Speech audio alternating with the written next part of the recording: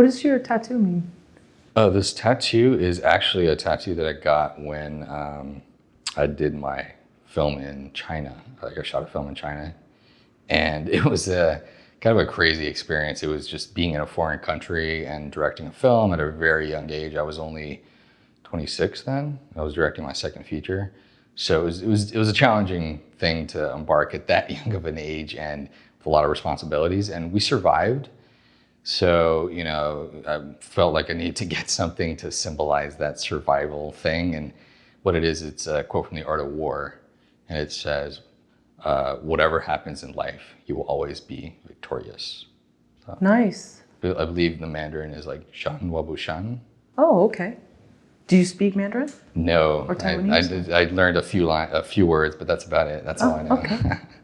Okay, very cool. How was it to be on that set as such a young director? Did you feel at times that you really had to adopt, as you said earlier, that stoic mentality because people challenged you? Maybe you were a threat. Maybe they thought, what does this guy know? He's so young. Yeah. And you had to really kind of like prove yourself, but also show that their daggers didn't affect you. Yeah, I feel like because I've had the fortunate success earlier in my career when I was younger to direct a couple features, and I was 22 when I did the first one, and 26 when I did the other one, and Wow. so it was Impressive. I was young when I made those movies, and there's both pros and cons to being that young directing films, and one of them is you don't have the experience yet, and you need to kind of get those life experiences to understand, okay, the human relationships and the stories, and there's always challenges that happen in terms of,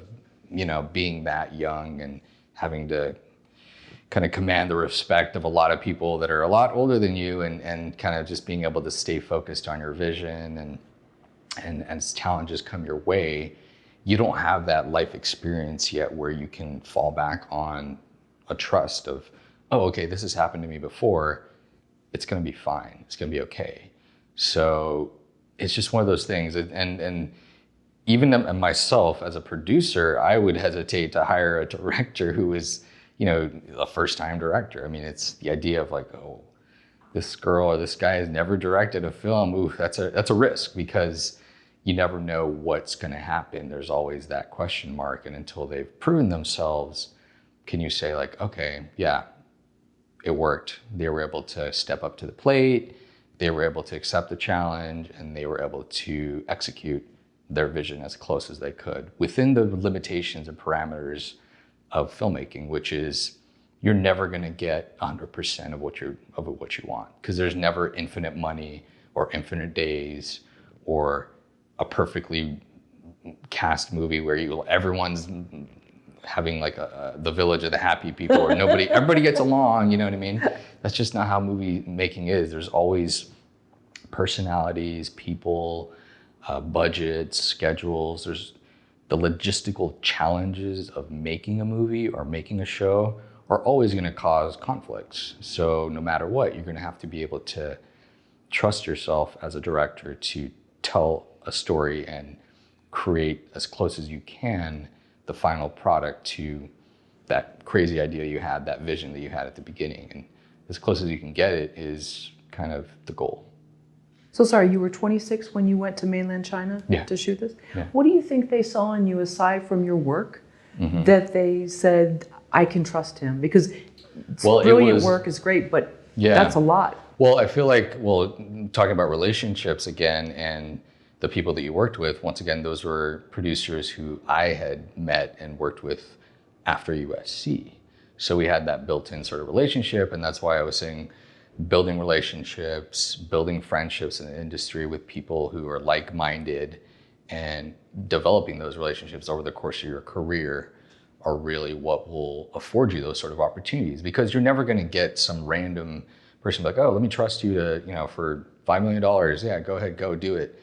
No, they're going to need to be able to say like, oh yeah, we did that, $200,000 music video or short or script or whatnot, and we kind of killed it. So let's step it up again and do something bigger. And that's how a lot of those opportunities happen, is those relationships develop and mature and the opportunities come. What would your advice be for a young director? Maybe it's not their first time, but they're put in a situation that's super impressive, but they're also going to another country where they may not be familiar with the language, the customs, and they know they have this huge responsibility. They don't want to show they're nervous, but Yeah. they're terrified maybe. Well, it's funny is I also, one of the Bruce Willis movies that we just did, we did that in Puerto Rico. So I got to go to Puerto Rico as well. And that's the beauty really about being a filmmaker sometimes is we get to travel, we get to go to different places, we get to experience new cultures. And you have to realize as a director that the culture of the country you're in affects the way that the crews are and the crews work. And, you know, the hierarchies are a little different. You know, the AD might be a little different in one country in terms of how they communicate to the crew versus how it is in where you're used to, right? So I remember in Puerto Rico, one interesting thing that I noticed was the crews there love like enjoying life, which is great. But you know, every time we'd break for lunch, music was playing, people were dancing, having fun, and I was like, "Whoa, this is we got to go back to work." You know, I was like, "This is different," you know. But you kind of feel it out, and you're like, "Okay, this is what the culture here. This is how they work, right? This is how people here work, and we get stuff done. So what does it matter, right? I mean, it's just how things are made here, and you know, maybe some of the set etiquette is different in terms of who talks to what and how these kind of things go down. But you have to trust your instincts as a director, and you know, when you get to set, sort of being able to decipher those things as they're happening is really all you can do. I mean, you can ask questions, you can learn, you can kind of research like we talked about, but ultimately it comes down to getting there and doing it. And that's the only way you can actually kind of decipher it.